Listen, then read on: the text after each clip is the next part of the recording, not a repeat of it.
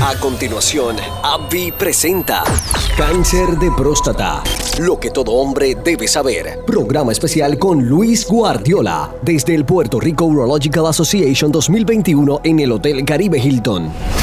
El cáncer de próstata es el tumor más frecuente en varones y constituye la segunda causa de mortalidad por cáncer en varones por detrás del cáncer de pulmón y colorectal. Comienza cuando las células de la glándula prostática comienzan a crecer fuera de control. Es una enfermedad que se desarrolla principalmente en varones de edad avanzada. Un 90% de los casos se diagnostican en mayores de 65 años y la edad media de diagnóstico es a los 75 años. A menudo, el cáncer de próstata en estado inicial no tiene síntomas ni signos y algunos cánceres de próstata crecen y se propagan rápidamente, pero la mayoría crecen lentamente. ¿Cómo puedo identificar los primeros síntomas? ¿Y cuáles son las causas del cáncer de próstata? A continuación, damos inicio a Cáncer de próstata, lo que todo hombre debe saber. Programa especial con Luis Guardiola.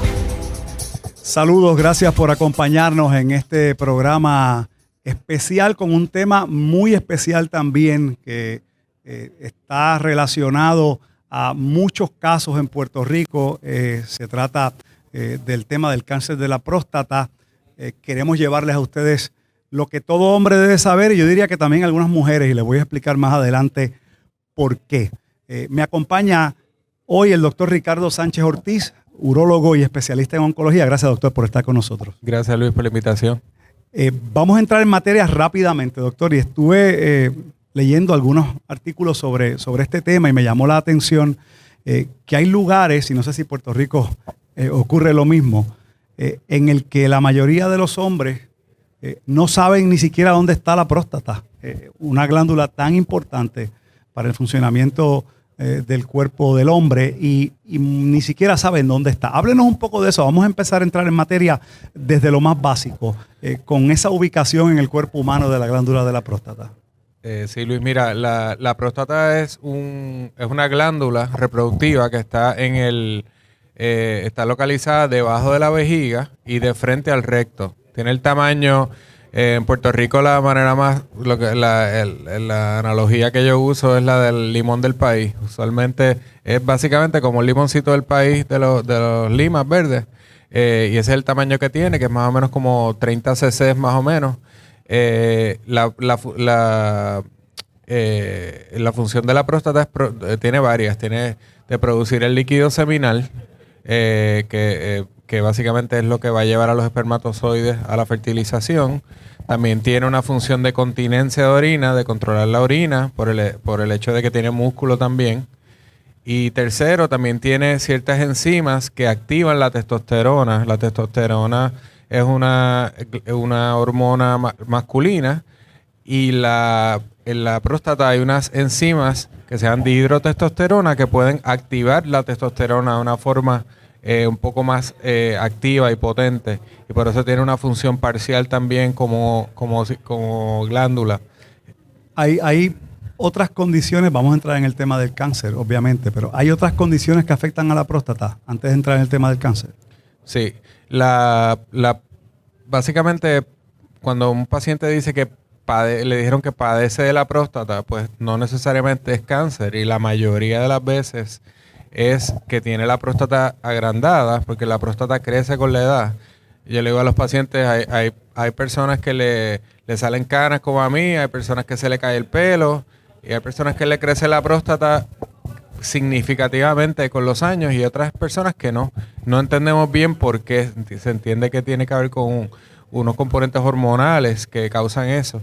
Pero un paciente puede empezar a tener obstrucción al flujo de la orina, ya sea porque tiene la próstata bien grande y está comprimiendo el canal, como el que pisa una manguera, por ejemplo, o tiene una próstata que tiene un músculo bien tenso, que causa que el paciente no pueda vaciar bien la vejiga.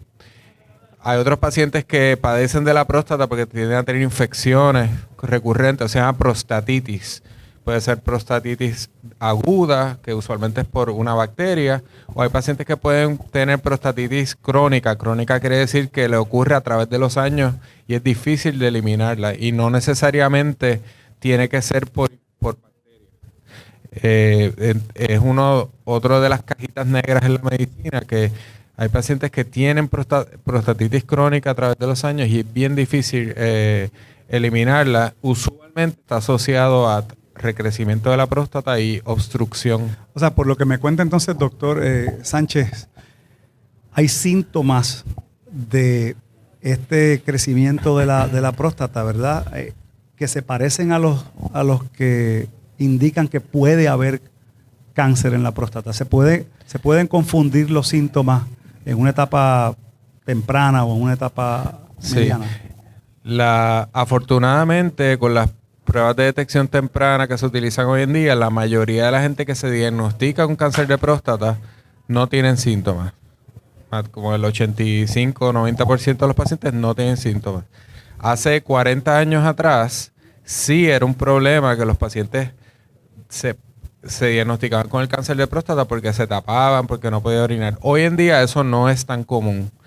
El paciente promedio que tiene dificultad al orinar, por ejemplo, se levanta mucho de noche, el flujo es finito, no es por cáncer, la mayoría de la gente. La mayoría de los pacientes tienen la próstata recrecida o tienen un tono muscular de la próstata bien alto. O sea, 9 de cada 10 veces ese es el problema, no es cáncer. Pero si una persona tiene esos síntomas, aunque no sea cáncer, debe acudir al urólogo. Definitivamente. Dos cosas. Primero, como la mayoría de los cánceres de próstata no tienen síntomas, es importante ir al médico porque el paciente dice, yo me siento bien, ¿para qué me voy a chequear? Pero por eso mismo se tiene que chequear, porque la mayoría de la gente no tiene síntomas. Y por otro lado, el paciente que no tiene cáncer, pero tiene la próstata recrecida, puede con los años desarrollar problemas con la vejiga, porque la vejiga está haciendo fuerza de más para tratar de vaciarse y se pone bien gruesa. Y con los años, la vejiga puede ir perdiendo función, como una bomba que está bombeando contra los años y años y años contra una fuerza fija. La vejiga puede llegar a un momento de que ya no trabaja. Ok. Doctor Sánchez, hábleme en términos de con qué frecuencia se debe hacer esta prueba que es preventiva, ¿no? Se hace sin necesidad de ningún síntoma. Pues, he leído en algunos lugares artículos, ¿verdad? Y ahora en las redes sociales la gente tiene a su disposición una gran cantidad de información, a veces no corroborada o no de fuentes fidedignas, hay que tener cuidado con eso, pero sí hay información de noticias que relatan que hay debate en términos de desde cuándo se debe hacer este tipo de prueba para detectar el cáncer en la próstata, si se debe hacer con X o Y frecuencia. ¿Cuál es la recomendación en este momento en Puerto Rico sobre ese particular? Sí, pues hace como, sí ha sido una controversia. Desde el punto de vista de los urólogos, nosotros pensamos que nunca ha habido controversia. Lo que pasa es que el gobierno federal, cuando estaba el presidente Obama, sacó una recomendación sugiriendo de que la detección temprana no es necesaria para cáncer de próstata. Desafortunadamente en ese task force no participaron urólogos y ese task force utilizó unos artículos que tenían ciertas fallas. Después el task force revirtió la recomendación y ahora sí, básicamente la Asociación de Urología Americana y también el task force del gobierno federal recomiendan que haya detección temprana de cáncer de próstata. La frecuencia en realidad depende de la comunidad, de la prevalencia, de la frecuencia de la enfermedad en la comunidad y del historial familiar del paciente. En Puerto Rico, la Asociación Americana de Urología recomienda que sea cada 2 años y empezando entre los 50 y 55 y terminando a los 75. La realidad es que en Puerto Rico, en mi opinión, como hay una mortalidad de cáncer de próstata más alta que el paciente promedio en Estados Unidos y no entendemos bien por qué, yo recomiendo que todo hombre en Puerto Rico a los 40 años se haga un primer PSA. Si el PSA está por debajo de 1, no tiene que hacérselo de nuevo hasta los 45 años. Y si está por debajo de 1, no se lo tiene que hacer de nuevo hasta los 50 años. Pero de ahí en adelante debería ser todos los años. Particularmente si el paciente tiene historial familiar de cáncer de seno obviamente hay cáncer de próstata, pero ciertos cánceres que corren juntos en los genes, que son el de senos en las damas y en los hombres, el de la próstata, el del páncreas y el del colon, por ejemplo. Y si veo pacientes todo el tiempo que su mamá tuvo cáncer de páncreas, sus 2 hermanos tuvieron cáncer de próstata, ya ahí te huele que hay una mutación.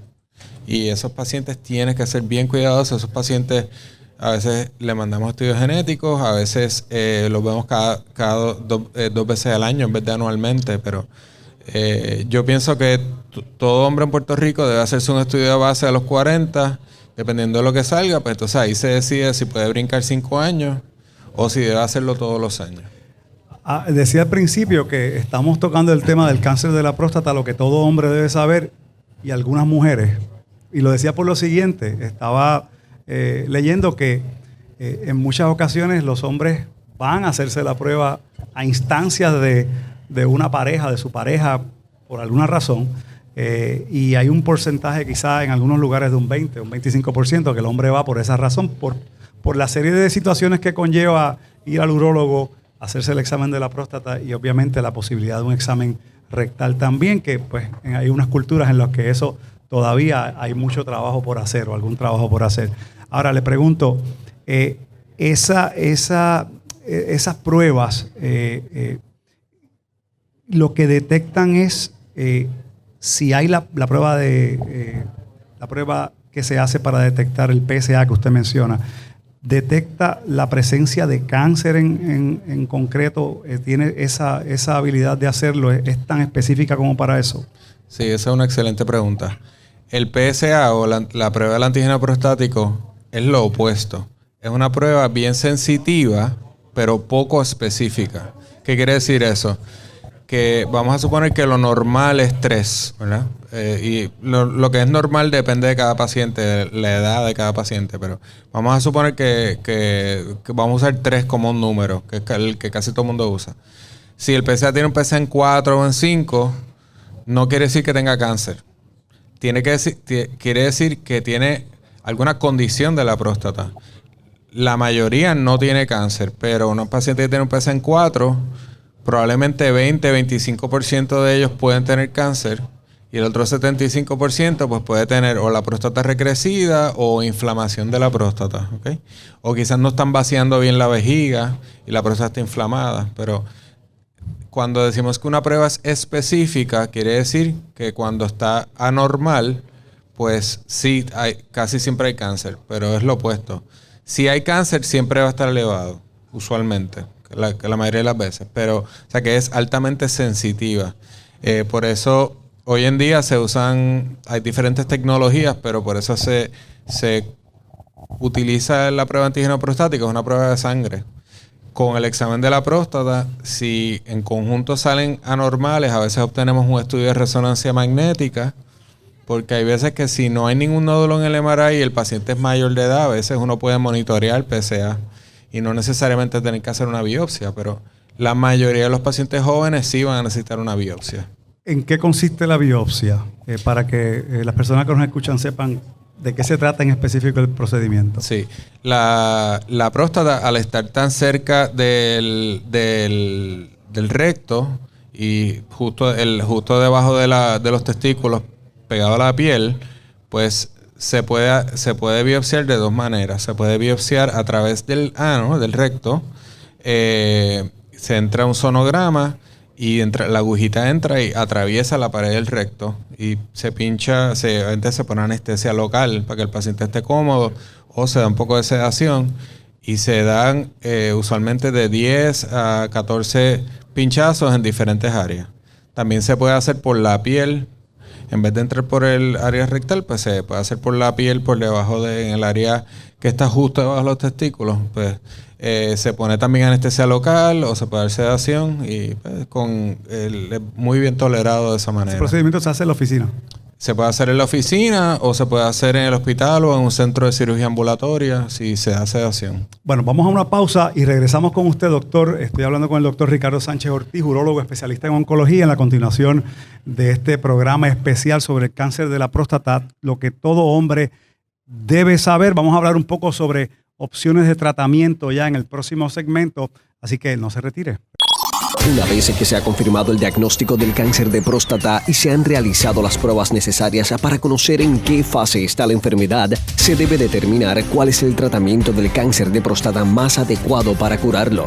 El especialista te recomendará y explicará las posibilidades de tratamiento más indicadas en tu caso, para que una vez que hayas recibido la suficiente información puedas, junto con tu médico, tomar una decisión.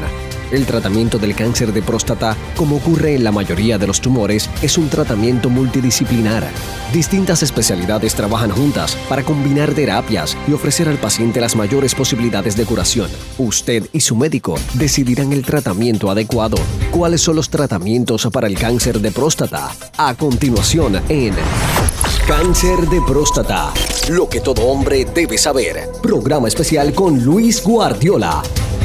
Regresamos desde el Hotel Caribe Hilton en la convención de la Asociación de Urólogos. Estoy en compañía del doctor Ricardo Sánchez Ortiz, urólogo y especialista en oncología. Hablábamos al principio de los aspectos más básicos de la próstata y del cáncer de próstata y su detección temprana.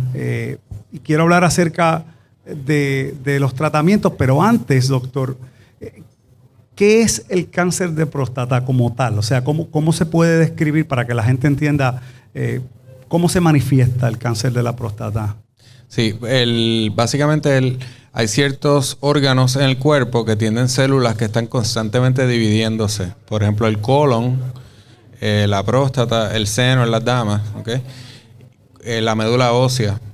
Cuando hay células, vamos a usar el ejemplo del colon. La parte de adentro del colon, que tiene las vellosidades que absorben la nutrición, están constantemente las células muriéndose y creando células nuevas. Cuando ocurre un error de división de las células, pues hay células que en vez de estar programadas a morir, pues siguen vivas y no se mueren. Y eso es lo que se llama cáncer, ¿ok? En la próstata ocurre lo mismo. Básicamente esas células siguen creciendo, creciendo y creciendo. Eventualmente hay algunas que crecen bien lento y otras que crecen más rápido. La mayoría de los pacientes no presentan con síntomas, sino que se detecta por una prueba de sangre que hablamos ahorita, el PSA. Pero si es un tumor agresivo, eventualmente sí le va a dar síntomas, porque va a seguir creciendo.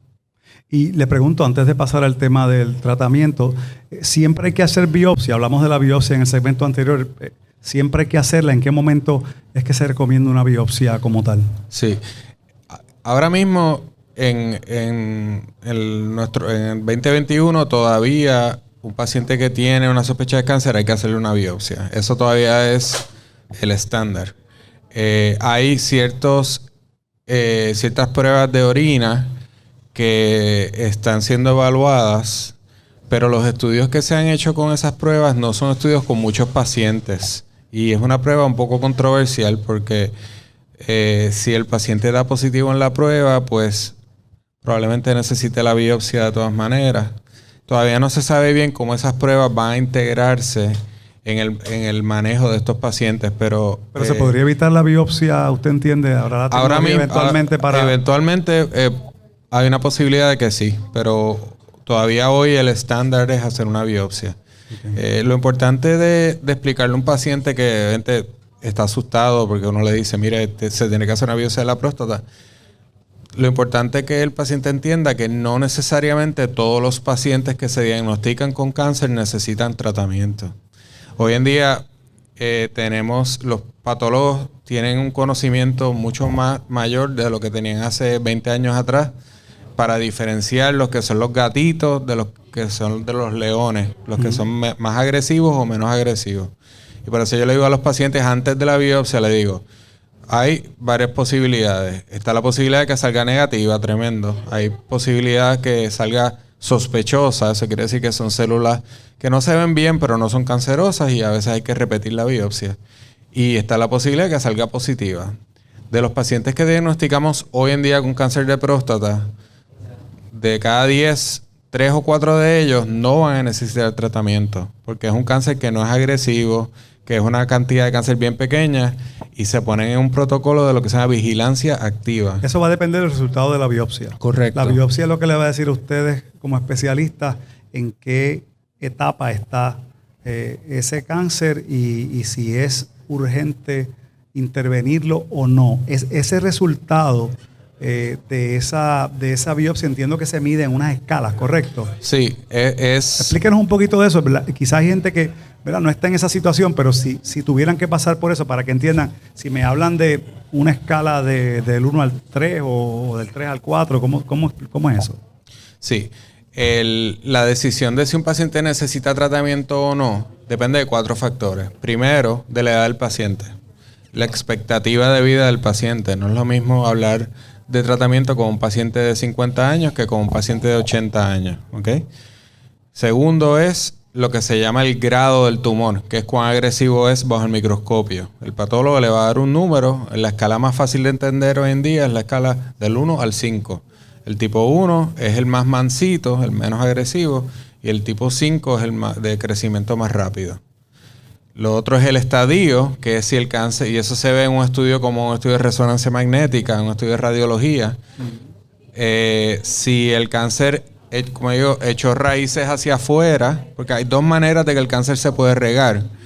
Puede ser que el cáncer sale como una semilla que echa una raíz hacia afuera de la próstata, o puede ser que la célula se escapó de la próstata como una abeja que se va de un panal de abejas.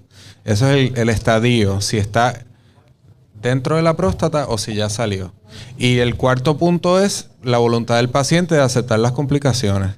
Ahí, si el paciente decide así tratarse, pues tiene que hablar sobre los efectos secundarios de cada tratamiento y todos los pacientes tienen diferente voluntad de aceptar esas complicaciones. Eso quiero preguntar, ¿cuáles son las opciones, doctor, de tratamiento? Pues hoy en día la primera opción que siempre hay que considerar es vigilancia activa, que es no hacer nada, ¿ok? Siempre, y eso se hace con una combinación de factores que incluyen cuán alto estaba el antígeno prostático, cuán agresivo es el cáncer en la biopsia, y casi todos esos pacientes también se hacen un estudio de resonancia magnética especializado, que se llama un estudio de resonancia magnética multiparamétrico, que nos da más información de si podría haber cáncer más agresivo escondido. Una vez uno tenga esa información, usualmente el paciente puede decidir si repetirse la biopsia y no hacer tratamiento de inmediato o si escoger un tratamiento. Si el tumor es un tumor que vamos a suponer de 14 biopsias, 8 o 9 salieron positivas y el grado es grado 2, grado 3, pues vamos a recomendar un tratamiento. Y típicamente lo que se recomienda hoy en día es radioterapia o cirugía. Esos son los tratamientos más comunes. También hay una opción que es la congelación de la próstata, que es un tratamiento que también es un buen tratamiento para algunos pacientes. ¿Eso con argón? Se usa gas, sí, un gas. El problema con la congelación es que es difícil preservar los nervios de la erección y la probabilidad de disfunción eréctil es bien alta. O sea que usualmente en MD Anderson, donde yo entrené en Houston, la mayoría de los pacientes que recibían la congelación ya tenían dificultad con la erección y no era algo importante para ellos. ¿Prefiere radioterapia o la remoción de la próstata? Sí, en este momento. Usualmente el estándar, yo le diría, para un paciente con un tumor de riesgo intermedio, sería radioterapia o cirugía. La radioterapia viene de 2 variedades. Bueno, ha cambiado mucho la tecnología de la radiación. Está lo que se llama las semillas radioactivas, que también se conoce como braquiterapia, que son unas semillas radioactivas que se implantan en la próstata. A veces se hace como tratamiento único, a veces se combina con la radioterapia externa. Y hay unos tratamientos de radiación que están evolucionando que se llama hipofraccionación, que quiere decir que en vez de dar la radiación en 50 sesiones, pues se puede dar en 6 sesiones, por ejemplo. Y eso es más experimental, pero hay instituciones bien reconocidas que ya lo están haciendo de manera estándar. ¿Y la terapia hormonal, doctor? ¿En qué consiste ese? ¿Y para qué etapa se recomienda, si hay alguna en específico? Sí. La terapia hormonal consiste en la supresión de los niveles de testosterona en el cuerpo del paciente. La supresión hormonal se utiliza en diferentes tipos de pacientes. El paciente que lo necesita de por vida es el paciente que tiene ya cáncer fuera de la próstata, que como dicen, pues se le regó. La razón es que el cáncer de próstata, igual que muchos cánceres de seno en damas, dependen de las hormonas para poder crecer. Y si tú lo primero que haces es bajar la testosterona, pues muchas de esas células se eliminan y se mueren. O sea que el paciente con metástasis y pacientes que van a recibir radioterapia y tienen tumores de riesgo intermedio o alto riesgo, usualmente se combina con la supresión hormonal también por un tiempo, porque hay estudios que demuestran que hace que la radioterapia sea más efectiva. O sea, pero de por sí sola también se puede usar. Se puede utilizar y usualmente se utiliza en pacientes que tienen enfermedad que ya está fuera de la próstata. Si el paciente tiene un tumor, un cáncer que no es agresivo y se va a monitorear, va a entrar en vigilancia activa, usualmente no se da terapia hormonal. ¿Y es cierto que podría proteger contra el COVID-19 esa terapia? ¿O eso es un mito? Bueno, cuando empezó el COVID, empezaron a ver que ciertos pacientes que estaban suprimidos tenían menos riesgo de infectarse y pensaron que quizás tenía que ver con el receptor de andrógeno, y en realidad nunca se pudo delucidar bien si era algo real o si era una coincidencia. Y ya con todo el mundo vacunado prácticamente, sí, bueno, en alguna parte del mundo, ¿verdad? Hay otras que todavía están un poco más retrasadas, sí. pero no parecería que se deba dar la terapia hormonal para evitar el COVID-19. No se lo recomiendo. Sería un efecto secundario si es que se probara. No se lo recomiendo a nadie. Y le pregunto, ¿qué efecto tienen estas terapias para tratar el cáncer de próstata en la, ¿verdad?, en la potencia sexual, en la incontinencia? Porque hay mucho temor de que siempre se habla de los efectos, no queda igual, no puede funcionar la persona, claro, en esos aspectos. Sí, pues mira, le explico ahora, pero es bien importante entender que los tratamientos de cáncer de próstata han evolucionado tanto en los últimos 20 años, tanto como los teléfonos celulares. Yo le digo a los pacientes, piense en el celular que usted tenía en 1995 y piense en el celular que usted tiene ahora. Pues así de grandes han sido los cambios tecnológicos, tanto en la radioterapia, en la física de la planificación de la radioterapia, la dosificación, etcétera. Y también con los instrumentos que utilizamos para operar el cáncer de próstata. Vamos a hacer una cosa, lo voy a interrumpir ahí, doctor, para hablar con más detalle en el próximo segmento de ese tema de los efectos y de las consecuencias de estas terapias en el hombre que se somete a ellas. Estamos desde el Caribe Hilton en la convención de la Asociación de Urólogos hablando sobre el cáncer de la próstata, todo lo que todo hombre debe saber. Y yo le añadí por acá, y algunas mujeres. Regresamos en breve, no se retiren. Cáncer de próstata, lo que todo hombre debe saber. Programa especial con Luis Guardiola, desde el Puerto Rico Urological Association 2021 en el Hotel Caribe Hilton. La terapia hormonal trata el cáncer de próstata al reducir el nivel de determinadas hormonas en el organismo. Estas hormonas se llaman andrógenos. El cáncer de próstata necesita los andrógenos para crecer. El principal andrógeno es la testosterona. Reducir el nivel de testosterona puede desacelerar el crecimiento del cáncer de próstata e incluso reducir el tamaño de los tumores. Consulte un urólogo las opciones de tratamientos adecuados para su enfermedad. Entra a www.pruanet.org. La Asociación de Urólogos de Puerto Rico provee un directorio de urólogos ubicados por pueblos que pueden ayudarte. Cáncer de próstata, lo que todo hombre debe saber. Programa especial con Luis Guardiola. Regresamos en breve.